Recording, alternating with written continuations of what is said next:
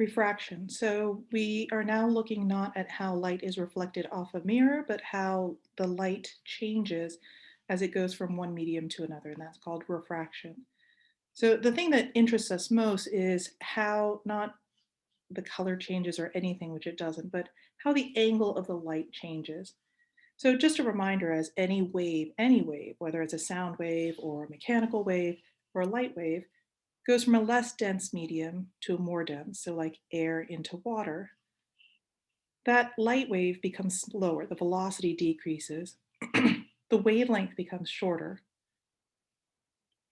but the angle is more important. What happens is that it bends closer to the normal. So if this is my boundary here, and I purposely made my boundary vertical, remember that my normal line is perpendicular to that. So my chopstick right here is showing the vertical, the normal line. So as my incident ray comes in, some of this will be reflected off, but some of this will enter my medium, my more dense medium, and the angle here is very large. It becomes closer or smaller to the normal. So the refracted light bounces and it angles closer to the normal. So that's an indication that it's going from a less dense to a more dense medium. This is one of those classic examples called the fish problem. That's a consequence of that. So this is where the actual fish is, and the light reflected off of the fish exits, and I can see it outside. So I'm looking in, and the light reflected off the fish reflects off the fish, but when it enters the air, it bends away from the normal because it's entering air, which is not as dense as water. So the light hits me right here. But remember that the brain always thinks that light travels. It assumes that light travels in a straight line. So it's extending this sight line into the water to about the same depth that it thinks it is. And this is where I see the fish. That's where the fish looks like it is. This is where the fish actually is. So if I was trying to spear the fish or catch it with my hands, I would be aiming too high and in front of where the actual fish is. So one of the things that you learn how to do if you're trying to scoop a fish out of water, either with a net when you're fishing or spearing it if you decide to spear fish, is to actually aim lower and more in front of you. This is the same thing when it comes to the fish if it's aiming for something outside of the water. So if I have a fish and it's in the water and it sees a bug outside the water, the image of the bug reflected is going to enter down here. And what's going to happen is that the fish, in extending its sight line, is going to think that the bug is actually here.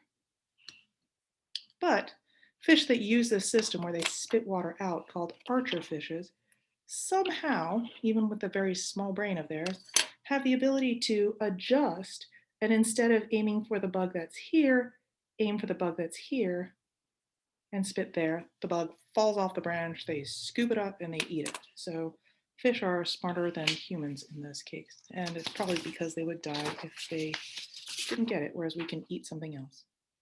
So there's an actual equation to this, and this is called Snell's law, in which the index of refraction of the incident light medium times the sine of the angle of that incident light to the normal is equal to the index of refraction of the refracted light's medium times the sine of its angle of the refracted light. It'll make more sense. So these indices of refraction are all listed on page 493 of your textbook. And what you'll find when you look at that is that the lowest index of refraction that you can get is in a vacuum, because that's the least dense medium. You can't get less dense than nothing there. And that's 1. So everything is higher than that. Even air is 1.001 something. But anything that's more dense than nothing will end up having an index of refraction greater than 1. So our first example what we're going to be doing is we're going to be using your calculator function of sine and the inverse sine. So locate sine on your calculator, and then if you press the second function button, that should change it to sine to the -1. That's called the inverse sine function. What the inverse sine function does is it takes a value and tells you what angle, if you took the sine of that angle, would give you this value right here. So we're going to be using sine and inverse sine, but it's really important that you first check that your calculator has to be in degree mode, DEG, not radian mode, RAD.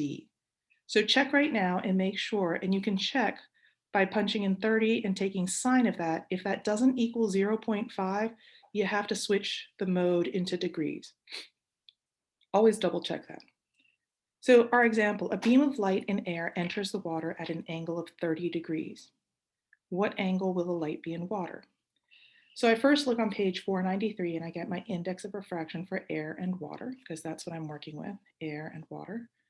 So air is 1.00 and water is 1.33. So the beam of light's going from the air to the water. So the air is N1 and the water is N2. And the angle of light going into the water is 30 degrees, so that's my sine as theta 1. And I'm trying to look for what this is equal to. So I take my equation, I isolate for the variable that I'm looking for, then I plug my values in, and I get sine theta 2 is equal to 0.376. That's great, but I actually want to know what my angle is. So this is where I use the inverse sine function. I take the sine to the -1 button, so the sine with the second function, and then I punch in 0.376, and I get that the angle is 22 degrees. And that should make sense, because remember that when light enters from a less dense to a more dense medium, the angle to the normal gets smaller. So it was at 30 degrees, and now it's 22 degrees. Another way of way that we can look at this is to have the angles, but now you're trying to figure out what the index of refraction is. So I have an unknown substance, I want to find something else about it. One thing that's really cool about this substance is that it allows light to pass through. So I have this beam of light and it's passing from air into this unknown substance, and the angle that the light had in the air was 50 degrees, and in the unknown substance is 40 degrees. Now, the unknown substance, remember, should always be a smaller angle than the air, because remember that nothing can be as undense as air/vacuum. So the index of refraction, that's what I'm looking for. So I take my equation, I isolate for the variable that I'm looking for, N2, and then I plug my values in. My index of refraction for air is 1. I take sine 50 over sine 40, and that becomes 1 times 0.77 over 0.64, and I solve and it becomes 1.20. So my index of refraction here is 1.20. A check here, your index of refraction should always be greater than 1, because nothing can be less dense than air. Always remember that. Another interesting thing that happens with refraction is this idea of a critical angle.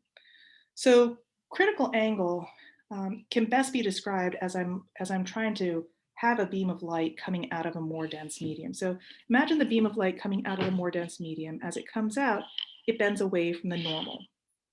And if I increase that angle, so I now make it shallower, I can get it to the point where the angle here makes it so that when the light tries to leave, this skims the surface and the light appears to just glow on the surface.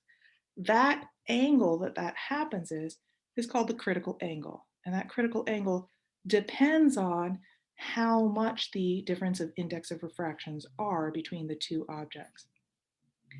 If my beam of light trying to escape from this more dense medium is greater than the critical angle, what happens is that that light can't escape my medium, and I get what's called total internal reflection. So the light can't be seen outside the water. So it's as if I'm looking into the water and I can't see what's underneath. It's like there's a glare, whatever. Or if I'm in the water, I see myself reflected in the water and I can't see outside that. So one of the things that's interesting is that this is used in gem cuts. So if I have a gem, like a diamond or a ruby, a good cut will cut it in such a way that I maximize total internal reflection. So the light comes in through the largest thing. That's why the facet is at the top, largest one. Light comes in, and when it hits the side, it hits the angle in such a way that it's greater than the critical angle of my diamond or my ruby, and it gets reflected inside, reflected back inside, and then it comes back. And the more facets I have, the more sides, the more I see that. And that's what gives gems and cut glass and chandeliers that sparkle. That sparkle comes from the fact that the light that's going in bounces around a couple of times before it comes back out. A badly cut diamond, the angle comes in and it's able to escape on the other side. And so I see no sparkle. It's more like a dull gem. That's why one of the characteristics of a good diamond, one of the things that adds to the quality is the cut of the diamond, one of the 4 C's. And master gemstone cutters can be incredibly valuable employees when it comes to a jewelry store or a jeweler. Another use for it is a fiber optic cable. So fiber optic cable is something in which you have a dense polymer in there that's translucent or transparent, and it allows, you can add a pulse of light, and the width of the fiber optic cable and the angle at which the light comes in is greater than the index of refraction. So the light can never leave the fiber optic cable, it just bounces around inside. And the neat thing about the cable is that you can bend it because it's flexible around corners, and the light will still be contained within that fiber optic cable until you get out the other end, and then that light beam of light shines through. The neat thing about this is that the intensity of the light never diminishes. And because light travels very quickly, um, the pulse of light that I have at one end will have very little delay with the pulse of light at the other end. And so I can transmit information over very long distances with very little loss of signal. This is why we tend to use fiber optic cables for a lot of our information needs. Um, and it's one of the best things that's there. This also presents a strategic problem though, because when we're trying to lay down fiber optic cables or anything, and we use those for information, sending information through the internet or whatever, that can be a point of vulnerability in our grid. You can have an enemy country decide that one way that they can cripple the country is by clipping their fiber optic cables, and all of a sudden you can make it very difficult for information to get from place to place. We know that this is a problem because one of the things that some of the Russian submarines have been found doing is snooping around known fiber optic lines that are underneath the Atlantic Ocean and in the Arctic Ocean. And one of the things that we think that they're doing is just testing the security around it and seeing how easily they can basically cut through the fiber optic cable and cripple us in the future. So on that happy note.